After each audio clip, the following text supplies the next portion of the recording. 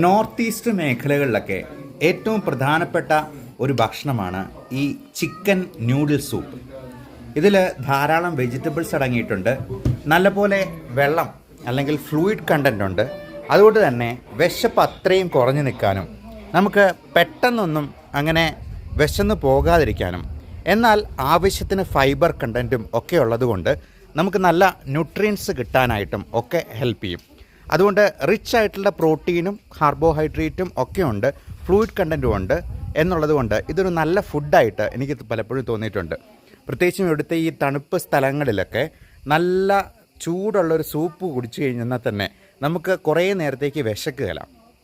അപ്പോൾ നമ്മളും പ്രത്യേകമായിട്ട് ഭക്ഷണത്തിൽ ഉൾപ്പെടുത്തേണ്ട ഒരു കാര്യം, പ്രത്യേകിച്ചും വെയിറ്റ് ലോസിന് ട്രൈ ചെയ്യുന്ന ആൾക്കാർ നന്നായിട്ട് വെള്ളം കുടിക്കുക എന്നുള്ളതാണ് ആദ്യമേ ചെയ്യേണ്ടത്. അതോടൊപ്പം നല്ല ഫ്രൂട്ട്സ് വെജിറ്റബിൾസ് ആദ്യമേ തന്നെ കഴിക്കുക. നമ്മൾ പലപ്പോഴും